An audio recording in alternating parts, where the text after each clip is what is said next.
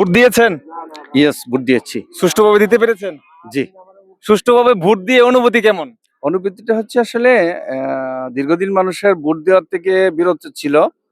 নতুন ভোটার এবং পুরাতন ভোটার সম্মিলিত হবে যে ইলেকশনটা হচ্ছে, আমরা সুখী এবং ভোট দেওয়ার পরিবেশটা অনেক সুশৃঙ্খল ছিল। তবে এখানে একটা বিষয়, যারা নিচ্ছেন তাদেরকে আরেকটু দ্রুত কাজ করলে হয়তো ভোটার লাইনটা আরো সংক্ষিপ্ত হবে।